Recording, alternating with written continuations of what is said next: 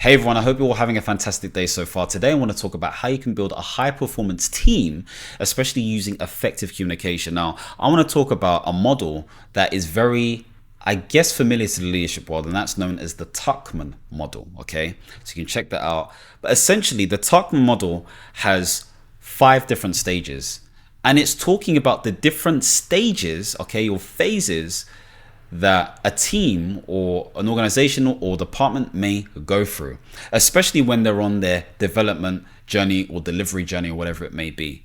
Now, this really attributes to teams and organizations and leaders that are new. They're first starting out. And it starts off with forming, then it goes to storming, then it goes to norming, then it goes to performing, and then adjourning, okay?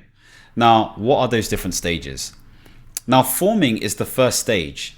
This is where you are first starting out together as a team.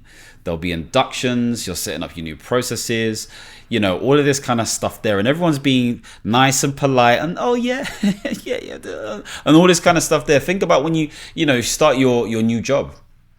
Typically, at least anyway, everyone's very nice and all that kind of stuff there. And there's really light and polite questioning, okay?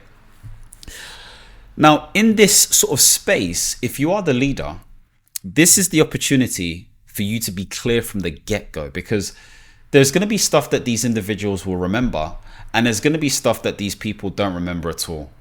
So you need to establish clear expectations. What am I talking about? In coaching, when I coach my clients or when I've done action learning sets, there is this process known as contracting. This is an opportunity to talk clearly about the expectations that I have as the facilitator or coach, but also an opportunity for them to highlight their expectations or what they understand of those expectations. But if that clarity is not there from the get-go, they're going to be confused. This is also an opportunity to highlight roles and responsibilities effectively. Again, if this is not done clearly or properly or in a way where people can access this information, whatever it may be, it's not going to work out. What I'd also say to you in this situation as the leader is to make sure that you are visible. Have an open door policy, so to speak. Be in spaces where people can see you. Okay, you don't need to have the big shiny office. Okay, that's very ego driven. It's not a bad thing, but it can be ego driven. But the point being made is, do people feel like they can approach you? So you're not trying to create this space where you're going to be feared. Of course, if people cross you, that's a different story. Okay, but the point being made is you need to be very open. And of course, this is an opportunity for you to really flex, okay, living by example, some of the stuff that I spoke about before. So be a leader, be the person who is in charge, quote unquote, so to speak, but enable and empower people to, again, build for themselves. And of course, you don't want to do that too much. There's a bit of mentorship that's going on at the beginning. You're being less of a coach and more of a mentor, so to speak, at the beginning, because people are coming into the space for the first time. But when you move on to storming, this is where projects are starting to build. This is where roles and responsibilities are being established.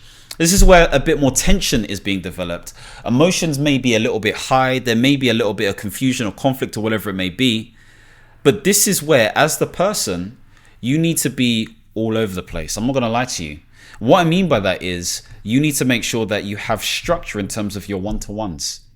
You need to make sure that there are stand-ups, whether that is daily or weekly or whatever it may be. You need to be able to email things succinctly and clearly with a certain cadence and speed. You need to be able to understand how to manage conflict. So hear both sides of the argument, have empathy for both sides, but use facts, okay, whether that's quantitative or qualitative, in order to help inform and make decisions. You also want to be in a situation where the majority of the time you will use a coaching style where you empower, okay, using questions, you empower people to take the lead. But where there are situations where there are emergencies, you need to pattern the situation and you need to be the person who's taking control. And you need to tell people what to do. This is where delegation comes into play. This is where you have open meetings in order for everyone to hear what is happening. And so when it comes to the storming phase, there may be an element of complexity and ambiguity, but in those moments, you need to utilize something known as the locus of control, i.e. understanding that there has to be a proactiveness to you rather than a reactiveness to you. In other words, Be the person who is not waiting for things to happen, but you're going out there making sure things are getting solved and sorted. So hopefully that gives you an idea of how to manage the storming phase when it comes to communication as a leader. The third stage is norming. Okay, so again, this is where people feel like they've overcome a hurdle. Things are a bit more normal. There's more purpose-driven activity, and people are much clearer about what they're doing. People are doing what they're supposed to be doing. I don't need to say anything. And it's one of those situations where, okay, you have to understand that people have come from a certain space and recognize where people have made achievements. This is where you are notifying people of this stuff, whether this is a gift or a letter of recommendation or an applause or whatever it may be. In terms of like really looking out for the team or whatever it may be, there is less sort of like hands-on activity in terms of a certain cadence. It's still happening, but things are just running like clockwork. And so this is where you have to acknowledge this stuff and just enforce, remind, encourage people to do more. You may even sort of encourage people through one-to-ones to go through certain development when it comes to leadership potential. And of course, you want to create individuals who can fish their own fish, catch their own fish, so to speak, so that there is more of a system, but you're giving them the opportunity to develop as well. This is how it works. You may get them to shadow certain things or whatever it may be. This is also typically where, from the storming stage into the norming stage, standard operating procedures are being developed. It's all singing and dancing, so to speak, but we haven't finished yet. We've moved now into the performing stage, where this is where there is deep trust amongst the colleagues. Now, of course, you're not necessarily saying you're a family as an organization, but you are, again, like the analogy goes, a high-performing football team that understands each other. Okay, you may be the players, you may be the coach. In this instance, you're probably the coach as the leader, but you have fans who are supporting you. If it has a family vibe, but you're not a family, you understand there is a mission, there is a certain set of deliverables that need to be made, but you all get on really, really well. And there is demonstration of consistent performance being hit. Risk management is low, so you're not having to do, like when you're doing the whole risk management thing, it's managed. You're seeing things like impact score. Let's say it's out of 25, okay, 25 being the highest. You're seeing impact scores of 1 to 9 at most, okay? Because in terms of probability and all that, and likelihood and all that kind of stuff there, it is low because things are sorted. People are helping each other. And you are referring people not to yourself anymore, but to other experts within the space who are doing amazing stuff. There is also collective decision making as well. So what I mean by that is it's more of I wouldn't say democracy, so to speak, but because there is trust now that's being developed, is at a different plane, is at a different level. And finally, we get to the fifth stage, which is adjourning, where all great things come to an end. Maybe the program has ended, okay, because program is defined as a temporary organization. Or maybe it's a situation where actually there's new ownership, whatever it may be. The point being made is there is a transition period where you may not be with that team anymore, okay, or the job is done.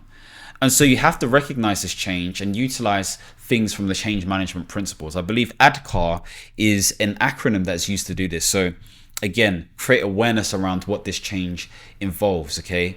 Also setting desire in terms of the people wanting to be part of this change and transition. So we're moving away from this state of, oh gosh, to helping them understand, okay, this needs to happen, this is why it needs to happen, let's do this together sort of thing. Give them the knowledge to help them understand what needs to be done and take the action based on that knowledge. This is your implementation plan to deliver upon that. And again, I think it's reflecting a review upon all of this stuff as well. So journey has to happen. Celebrate successes, obviously, as you're transitioning, and make sure there is clarity in terms of close down of this certain thing that you're moving away from.